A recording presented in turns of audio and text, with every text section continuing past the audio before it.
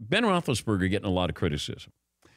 I know that we talk about leaders and we kind of throw that out there like he's a leader. Like, I don't know what a leader is in today's sports world. I know what it used to be, but it feels like you can lead by just example or you can lead by words.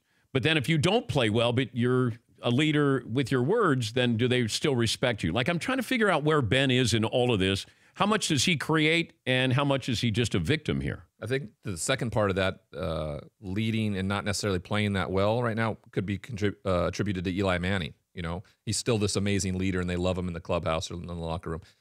With Ben Roethlisberger, they've always won. The Pittsburgh Steelers have been the dominant force in the AFC North for the most part, battling with the Baltimore Ravens. But they've been winning. And this was the first time where you really saw cracks. And when you lose, the magnifying glass just shows up. You could be actually one of the worst teammates, but if you contribute and you play well and you show up and you're there, I think the biggest takeaway about Ben Roethlisberger is he's played injured. And in the NFL, that is like the Bronze Star, right? You play injured, you show up, you're a leader. That's how people look at it. And he has. He showed up and he's played and he's played and he's played and he plays with that kind of style that teammates really love. But right now they're losing, and they had cracks in the cement. The locker room was discussed a lot outside of the locker room, which has never been the case in Pittsburgh. Yeah. The whole Antonio Brown drama, that said a lot. Now, that would be my only worry, unless by kind of pushing these things away, they've reinstituted that focus, and now they're in a position to have Ben Roethlisberger really lead that ball club. Other quarterbacks you like in this draft? Definitely Dwayne Haskins. I think Drew Lock has stepped up. His workout was exceptional. People are even throwing him in the possibility of being a top 10 pick. And it's always that worry from general managers that they have that FOMO, the fear of missing out on the franchise quarterback, because that's going to be the answer.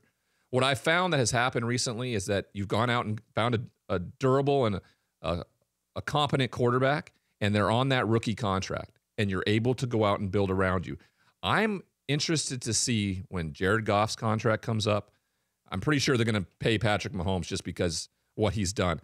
But you watch some of these large contracts that are weighing teams down, the inability to go out and surround somebody like Aaron Rodgers with that huge contract, with the type of players he needs, because he just can't do it himself. That you're going to see maybe that fifth-year option coming up and teams just going, hey, we had our chance, we had our run, let's go back, reload, find a quarterback in the draft and build around it again and try to make that run. It will be interesting to see how that moves along. I think Dwayne Haskins is one of those guys you can pick up, and he can be a Dak Prescott, where he gets into a situation, does really well, and then you have to make a choice when that fifth year comes. Is this our guy? What does that mean nowadays when you lose so much money because they're being paid so much that you can't go out and grab a Aqib Talib or Ndamukong Suh and place that defense together and make a Super Bowl run? When the Raiders get to Las Vegas, is Derek Carr their quarterback? I have a thought that he may not be the quarterback this year even. I think if they could get Kyler Murray, they would get him. Like that, if you could say to Gruden, it's going to cost you 3 ones, and you can get him, that Gruden would go all in on him. I'm still a little hesitant about Kyler Murray, and not because of what a great talent he is. He's slight in size, and that's always going to be the issue for him. But you make the comparison. I was the prototypical NFL quarterback at 6'5", 230 pounds, and I was a bust, right? So I'm just a little hesitant. If John Gruden were to go do that, that would be, I don't know if that would fill in with his plan, his blueprint, his plan that he has in place on what he's trying to do, the Khalil Mack trade, the Mari Cooper trade, all the stuff. But he's got a rookie quarterback contract there. You got a face going into Vegas with him and Antonio Brown. Oh, come on. That's what, I mean, Gruden's a horrible poker player. Like, he loves Kyler Murray. I think any rookie quarterback, I think if he went out and got, I mean, I know Kyler Murray would be a big splash, but I think if he went out and was able to find and get a rookie quarterback, Dwayne Haskins, Drew Lock, one of those guys, I feel like he feels he can make that work. I just don't know if it's going to be Derek Carr. And in particular, like you talked about, that contract is huge. He got that huge deal. Yeah, I don't think that he's their quarterback. But I think that if they can get, I think they're going to try to go up, or maybe they're going to use that top 5 pick.